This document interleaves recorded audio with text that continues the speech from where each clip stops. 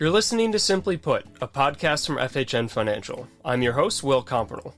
Revisions to GDP and payrolls data this year have significantly changed our understanding of the U.S. economy, leading some to wonder whether the initial estimates from the most important data releases can be considered reliable measures of economic health.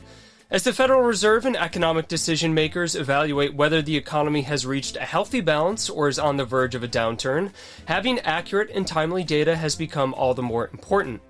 On today's episode, we talk with Bill Beach, former commissioner of the Bureau of Labor Statistics and founder of the Fiscal Lab on Capitol Hill, about how the data are collected for the monthly employment and CPI reports, what explains the notable revisions so far this year, and different ways to improve reliability of the U.S. government's economic data.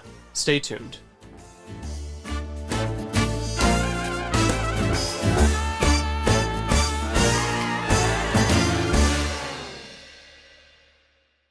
Coming up soon, our interview with Bill Beach, but first, a quick market update.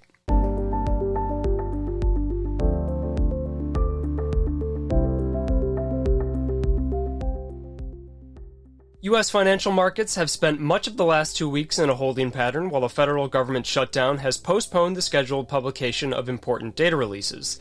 The biggest market move came last Friday after President Trump threatened to cancel his meeting with Chinese President Xi and implement significantly higher tariffs on China. The possibility of renewed tensions between the world's two largest economies caused a broad risk-off reaction in financial markets, pushing most treasuries past established resistance levels and bringing yields to new six-month lows. Treasury Secretary Scott Bessent reversed some of those jitters earlier this week when he proposed a truce with China if they let up on some of their export controls for rare earths. Chair Powell said earlier this week he expects the Fed's quantitative tightening to end sometime in the next few months, consistent with the recent New York Fed survey of primary dealers that showed wide expectations for balance sheet roll-off to end in January. Otherwise, without new data to change the view of FOMC participants, recent Fed speak reiterated the outlook for the economy and rates expressed by the FOMC in the September SEP. Even without the September jobs report and CPI in hand, the Fed has chosen not to push back against market expectations for a 25 basis point rate cut later this month. The bond market is heading into the pre-meeting communications blackout on Friday, having almost fully priced in 50 basis points of additional easing by the end of this year. Despite the staffing disruptions caused by the shutdown, the BLS announced it will publish the September CPI on October 24th, 5 days before the next Fed decision is announced. That's all for the market update this time. Now our interview with Bill Beach.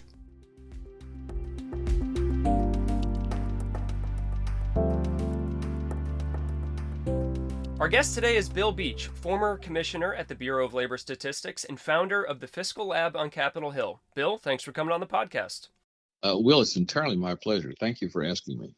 Our topic today is economic data collection, what goes on behind the scenes at the Bureau of Labor Statistics, and the different ways the process might change in the future. Now, government statistical agencies in the U.S. cover so many different types of economic activity, and I'd love to talk about all of them today, but to keep this episode somewhat brief, I want to focus just on the Consumer Price Index, the CPI, and the monthly employment report. So, Bill, the CPI. How is the price data that go into that collected on the ground? The raw data. Are surveyors walking into stores? Are they checking online prices, making phone calls? What happens in that first step? That's a great question. And maybe I could back you up just a bit and talk about another survey, which is absolutely essential for the CPI, and that's called the Consumer Expenditure Survey. This is conducted scientifically of several thousand households to determine what do they buy. And we do that every year. The BLS does that every year. You go into these households and there are certain demographic characteristics. They have certain ages. They live in certain regions. They have different incomes. And on the basis of that, we get a good idea of how important, say, rent is in the household relative to their income, or gasoline, or food taken out of the home, or food cooked in the home and consumed in the home. And that creates what are called the weights for the survey. The survey is very dependent on the weights. So, for example, the current CPI says about 46% of all income in the typical household is spent on housing, whether it's called owner-occupied rent, which is like my mortgage, or regular rent, which is a lot of people understand that. Okay, that's the weight. Now, what we do is we look at that survey and we say, well, how much is the bread consumption, the cereal consumption, these kinds of items? And we create then, I say we, I'm talking about BLS, of course, we create this, you might say, schedule of items to go out and find the prices on. Well, all right, now we're in the CPI. The Consumer Price Index is a monthly publication of the prices in this basket of about 250 items. And that includes the items that we've looked at in the Consumer Expenditure Survey to figure out how important they are. People who are called economic assistants, these are people who are working in the 6 regions that BLS has. They go out into these principal survey areas. We pick about 80 areas in the country, which represent the country in the same way that we surveyed in the consumer expenditure surveys. We're still going back to that, what's called sampling frame. And we go into stores, primarily because we're looking at transaction prices for the final consumer. That is, when I go to this filling station to fill my pickup truck up, I am the final consumer because there's nobody else who's going to buy that gasoline after me. I'm going to use it all up in that truck.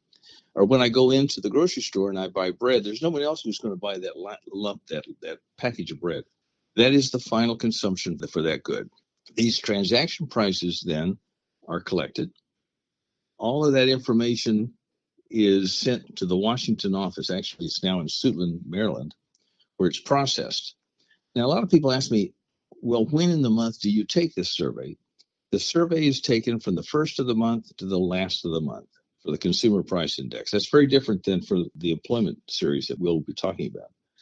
So at the end of the month, say at the end of September, all of the information is now in Suitland, Maryland, where a lot of people are poring over these data to process them, to get them into from data to a statistic, an index data point. And then usually in the second week of the month, after about a week of processing, and it's a very busy week, the CPI is produced. That was all very informative. So I want to get to what happens after the raw data are collected just a little bit later.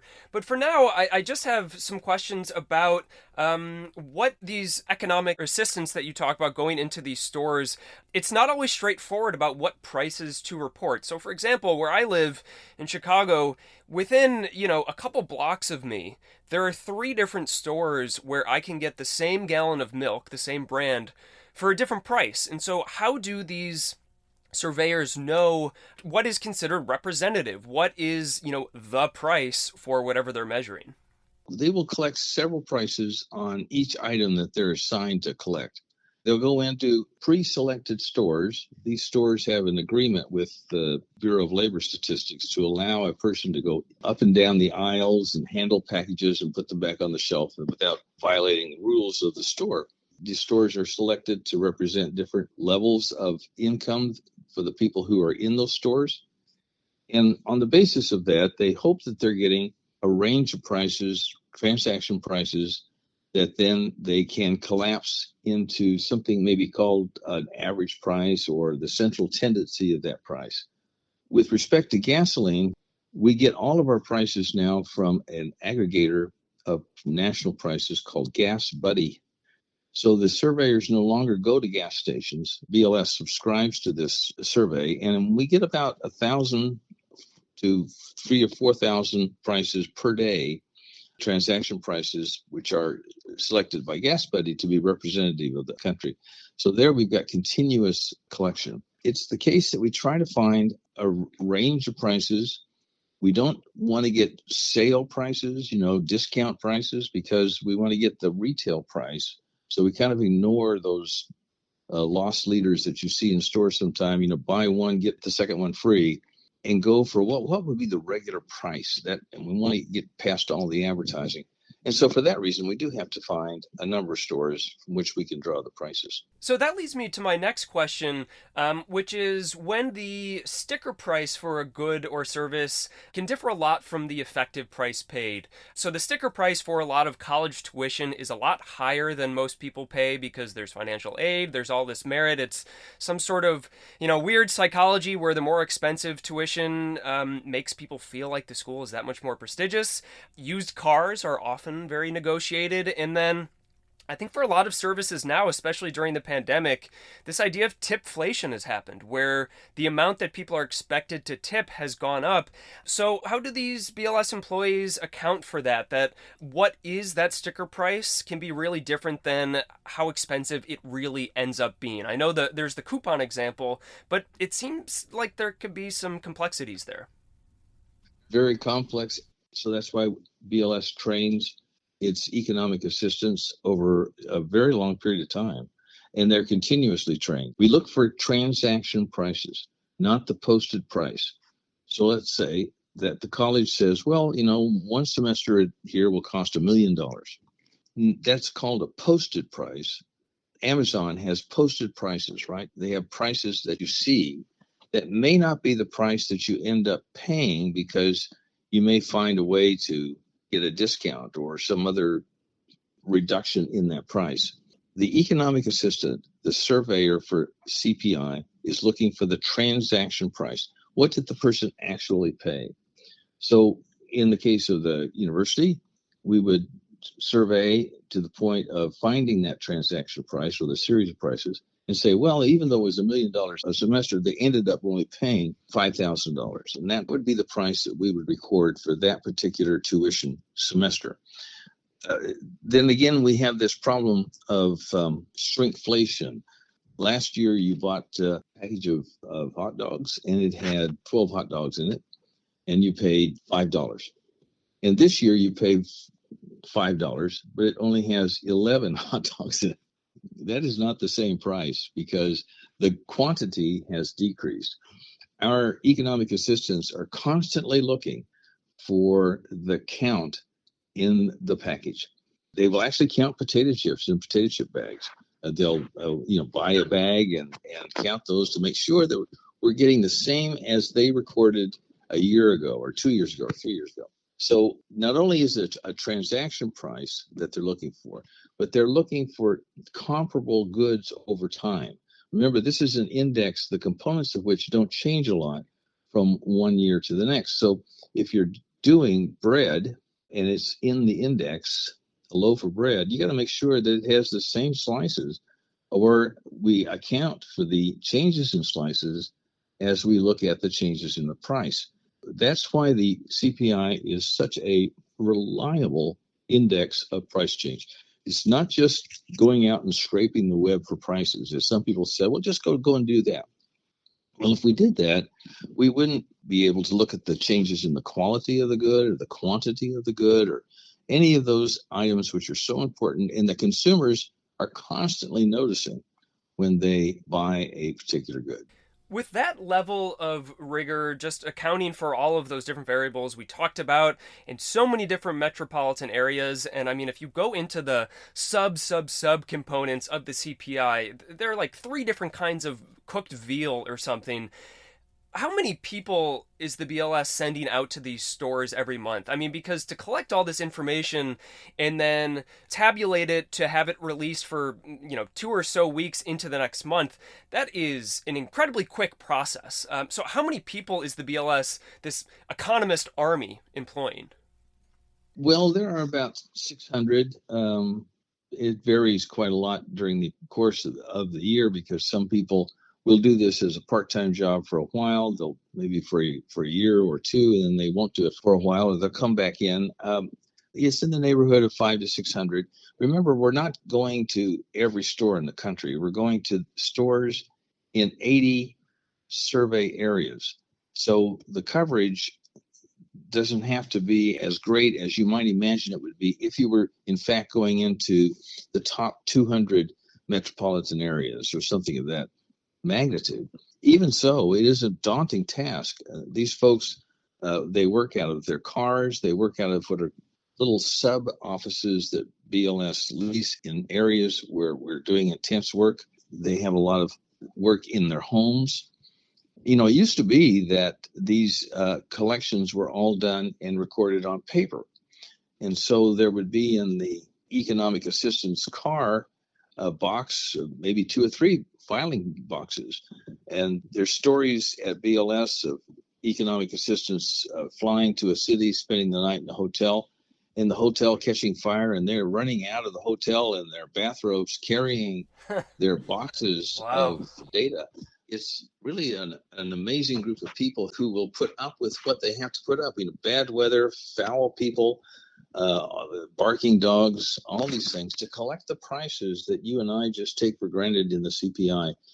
There's just a lot of human activity behind these data that people don't see, and I don't think they appreciate sufficiently. And I'm very proud of that team. When I was commissioner, I made sure I got to all of the regions, that I talked to as many of the EAs as possible, and their stories, oftentimes of considerable courage, just to collect the economic data that they know is really important for the well functioning of our economy. Yeah, that's a very admirable level of commitment, I have to say. Now, I read recently that the BLS is now imputing up to 36% of its prices rather than directly observing them. What does this mean, and why has it happened? Why has that number gone up? First, the why. So, we've been talking about this army of economic assistance. Well, this army is shrinking with the early retirement program that the current administration introduced when they came into office.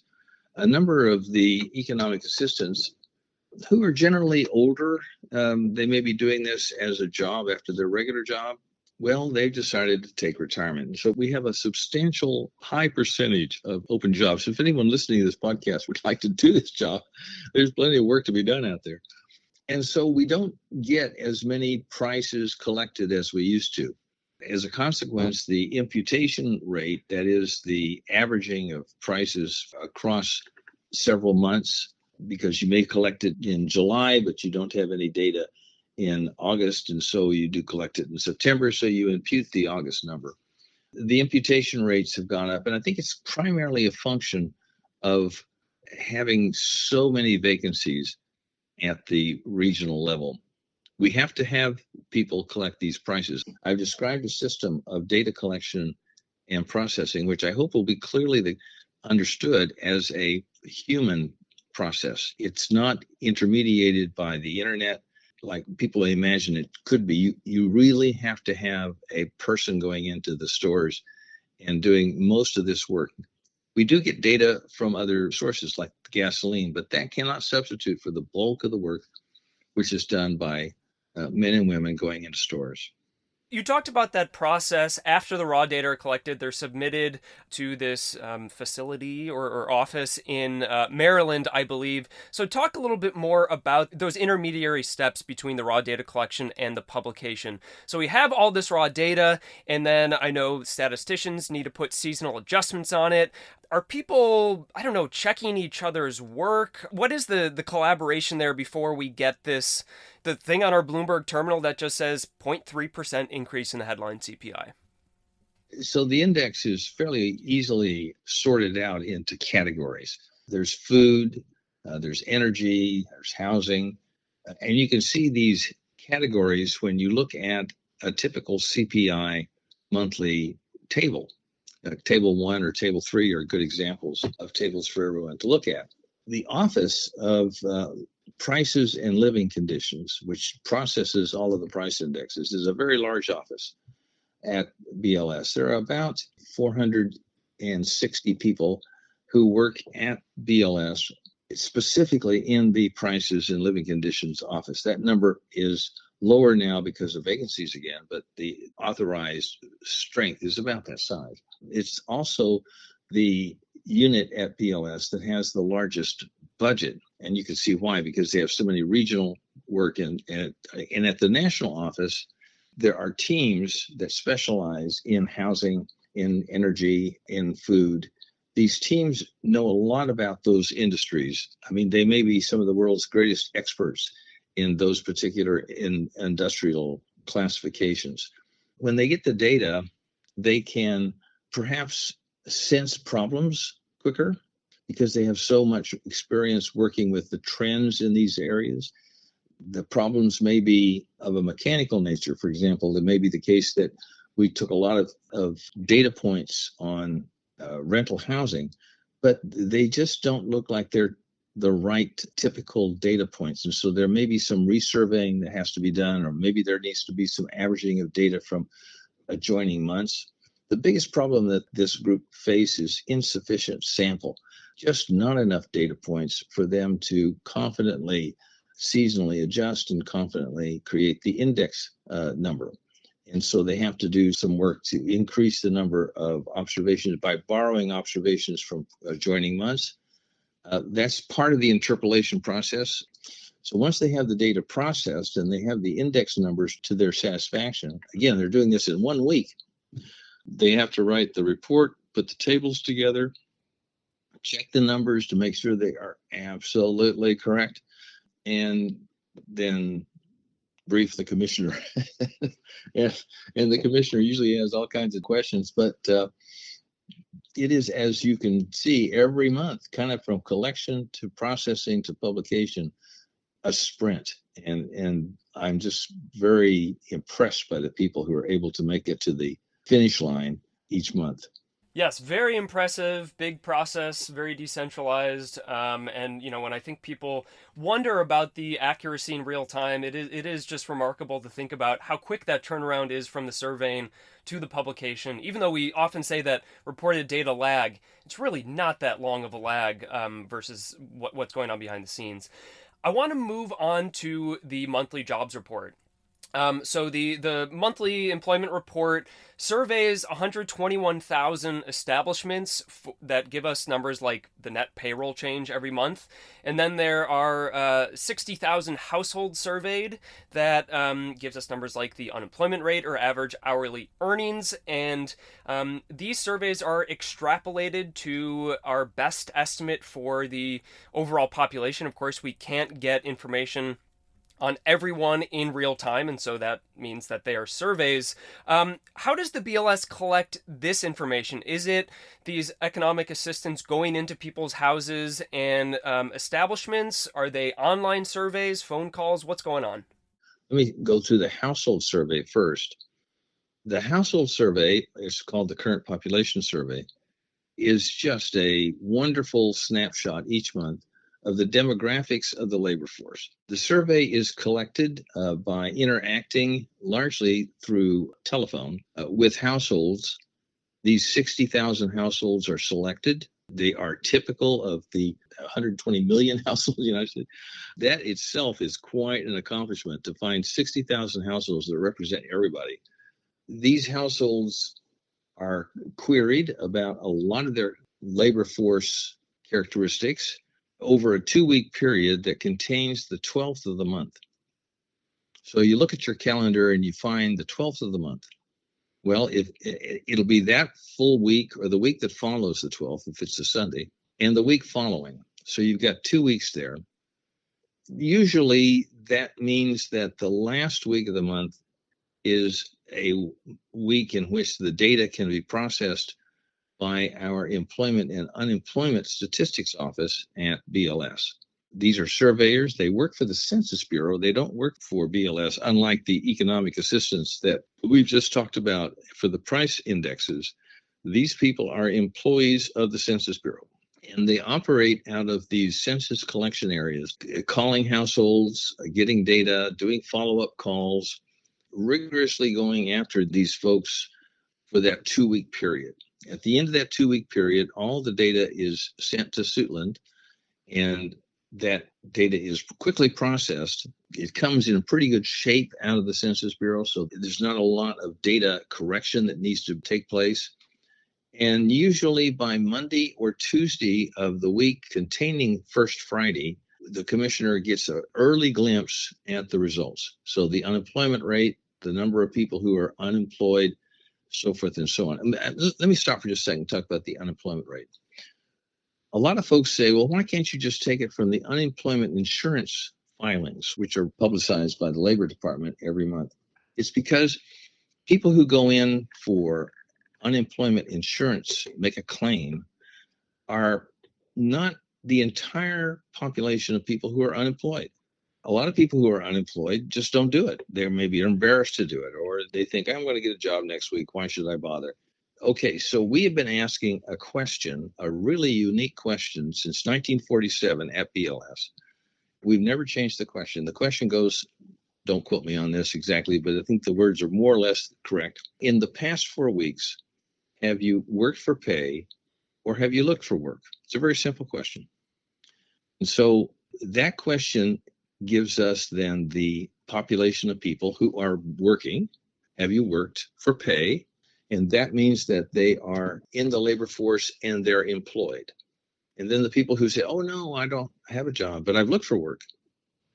They are considered in the labor force and unemployed. So we get three things out of that one question. We get the number of people who are employed, the number of people who are unemployed, and we get the labor force number, which is the sum of those two.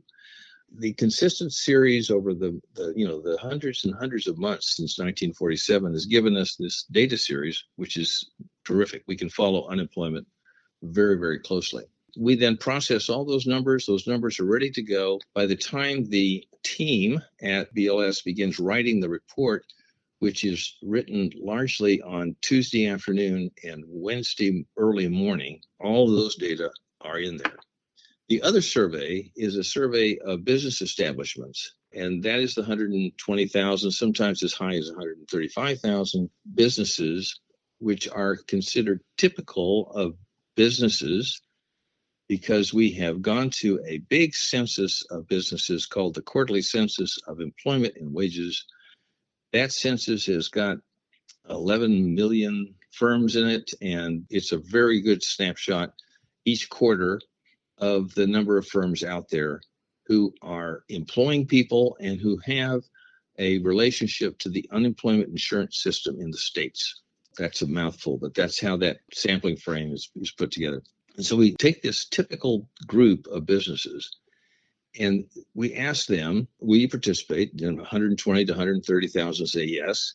And they then most of them file an electronic survey form and send it to one of the two collection centers that BLS maintains. One's in Chicago and the other one is at Fort Walton Beach in Florida. And we ask the people to submit the surveys for the pay period that has the 12th of the month in it. You see how the 12th of the month, it kind of is the post for both of these series. Now, some people don't get their surveys in on time, and so we give, for this particular survey, we give the respondents, these businesses, 2 more months to get their surveys in for, say, September. That's why this survey has revisions to it. It revises for 2 more months beyond its initial estimate. Those surveys are all into the Suitland office about the same time as the household survey. They're processed on the same schedule so that we can write the report by Wednesday. I want to follow up on that idea of these revisions because people are wondering, oh, is this a sign that BLS data collection efforts have become inaccurate? Is there something weird happening behind the scenes? But so when we see the payrolls numbers being revised for the prior month or maybe even 2 months ago, that just means that there is new data being accounted for by those late respondents. And it also means that the population of the late respondents differs from the population of businesses that responded on time within that first month. Yeah, that is basically it. There's another factor here that's operating. Let me go back and affirm your comment. So in the first month, typically, we would get somewhere around 68% of all returns. On the basis of that 68%, BLS uses that data, puts it in their formulas for estimating what the total will be, right? Now, they may be right. When the rest of the returns come in by the third month, their initial estimate may be spot on, in which case there's no revisions. But in the second month, the total number of respondents gets up to about 85%. So maybe those businesses contain large businesses that just failed to, or maybe more small businesses than were in the first tranche. That can change then the estimate because our first estimate was based on, say, assuming that the rest of the returns were like the first set of returns. Well, they're not. And so a change occurs. And then there are very few revisions at the third month because you go from 85% to about 93%. So by the end of that third month, we've got in the low 90s to mid 90s percentile return. Anybody who does surveys knows that's a really good response rate. Well, the problem here, Will, is that the response rate on the first month has been falling. Used to be 68%, now it's right around 50. And so we're having greater difficulty estimating what the final number will be when the first number is such a small percentage of total returns. And so the variance between the first estimate and the first revision has grown a bit because of that. BLS is thinking about a lot of things they can do to get more of the firms to respond for the first month. But right now, there may be an obvious reason why the revisions seem to be pretty high, and that's because the economy is slowing.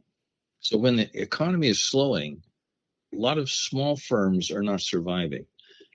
Our formulas are based on an assumption that small firms are surviving at the same rate they always have. And if they're not, then our estimates are going to be overshooting the mark and our revisions will be more negative than not. So I've seen this, I think a lot of people have in previous slowdowns in the US economy, the revisions become pretty large and they become pretty negative. That is, we're reducing our first estimates a lot.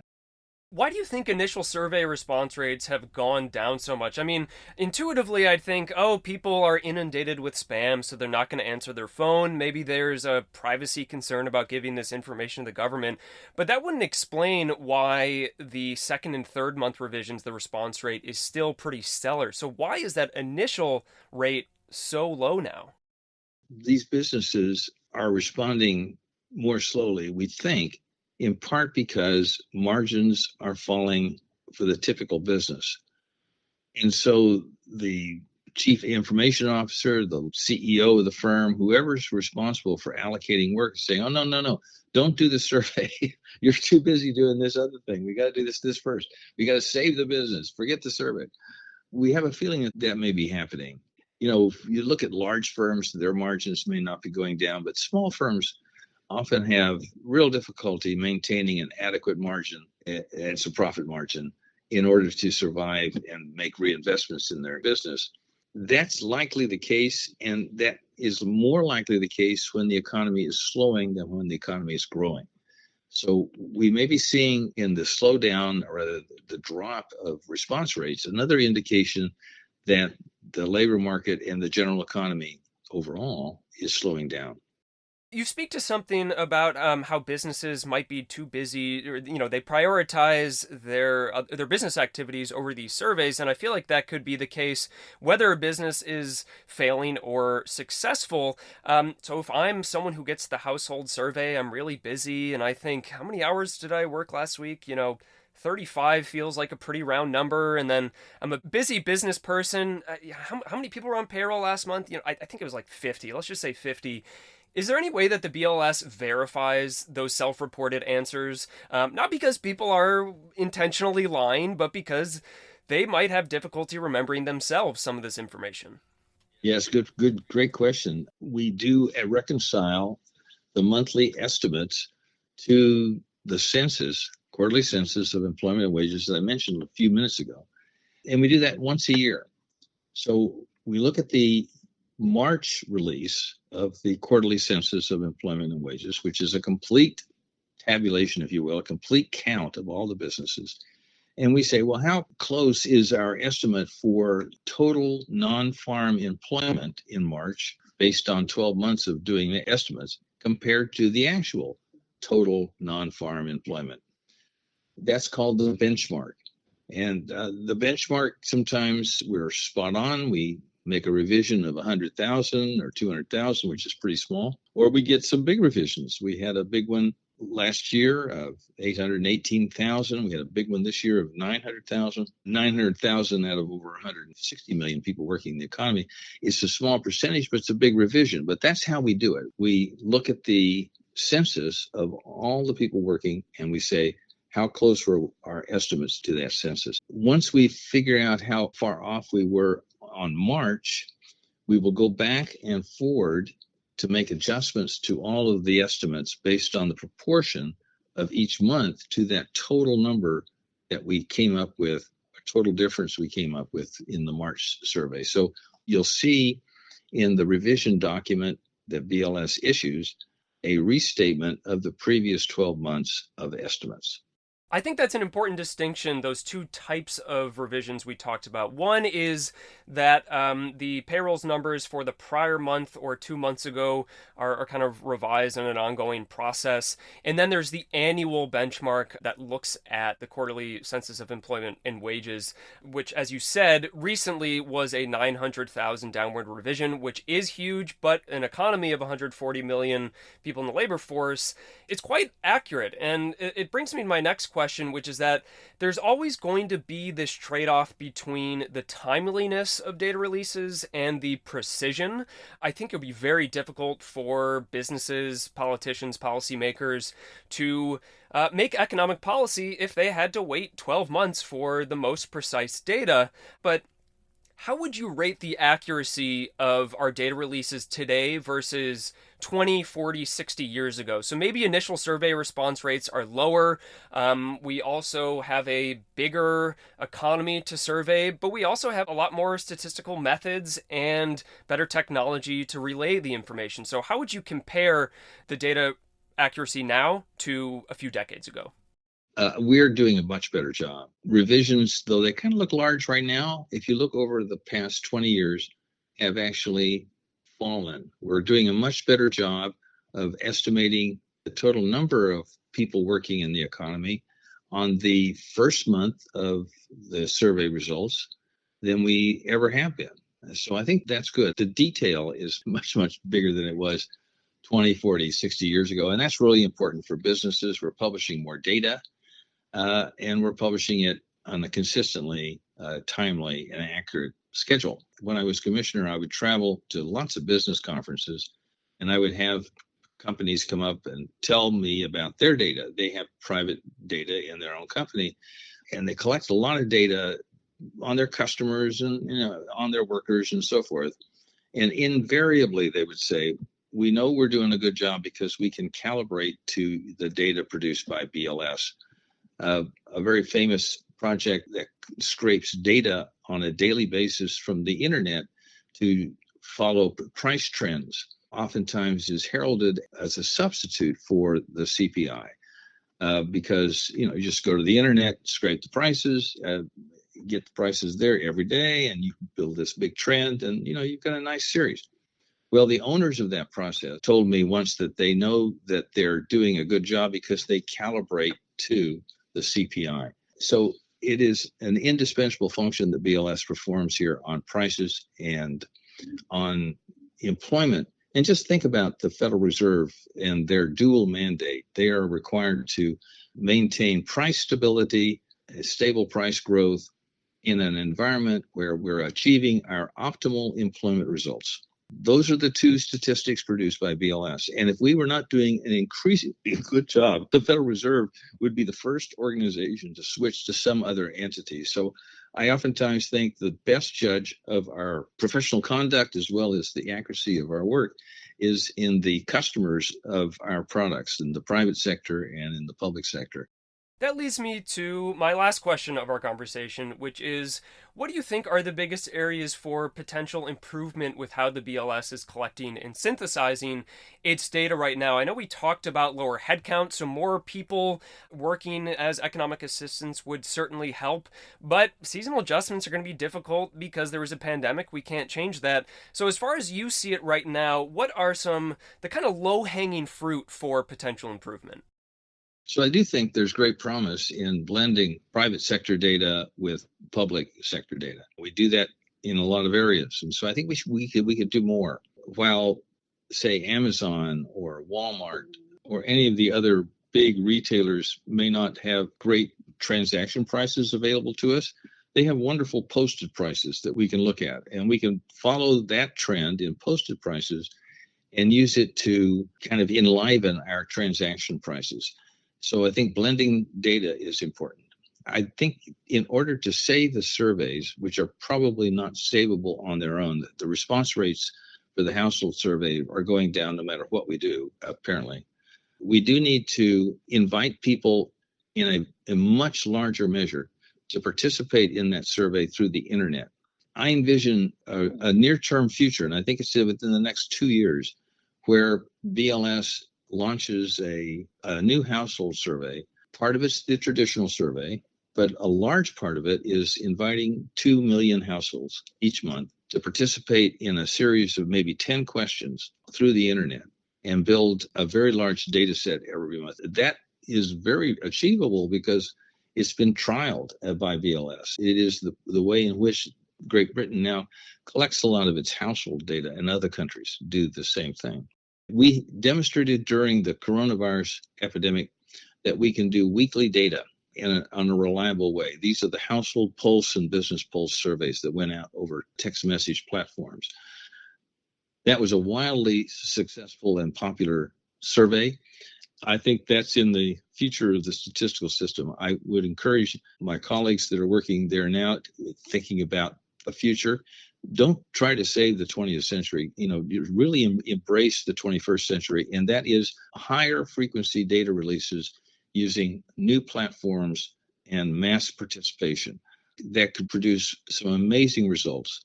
And then, of course, we can have all of our work intermediated by artificially intelligent systems that can bring not only new data to bear, but can bring a greater scope of activity and more oversight of the data collection.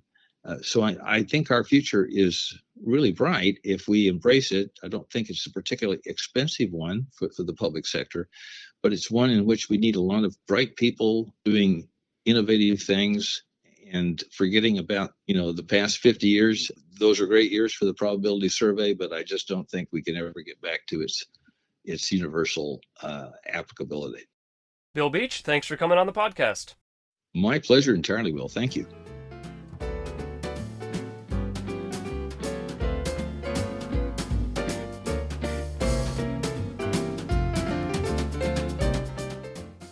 That was Bill Beach, former commissioner of the Bureau of Labor Statistics.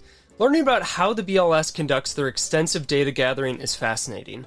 But what I find most important from that interview is how Bill explains some of the most notable data revisions we've seen this year. Companies are taking longer to respond to the establishment survey, leading to some big swings month to month in estimates for recent changes in payrolls.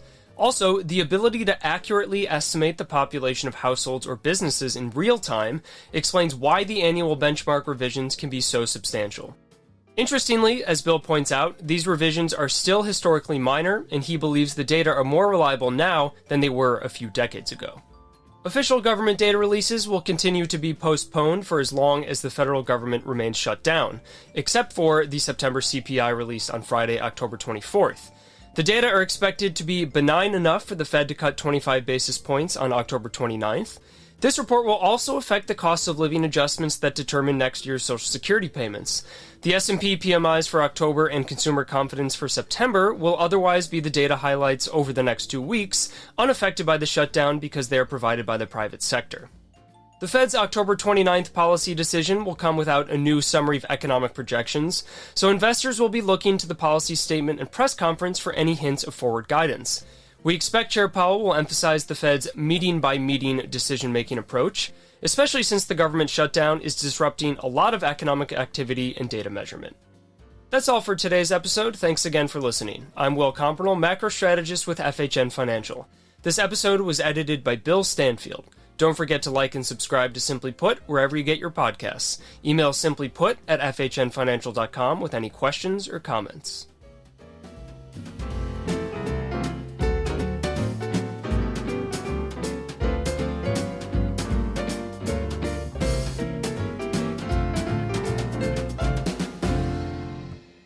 This podcast is presented for informational purposes only and is not intended as an offer or solicitation with respect to the purchase or sale of any security.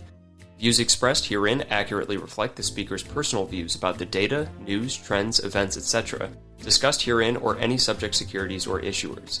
No part of their compensation was, is, or will be, directly or indirectly, related to any specific recommendations or views expressed. FHN Financial, through First Horizon Bank or its affiliates, offers investment products and services. Investment products are not FDIC insured, have no bank guarantee, and may lose value.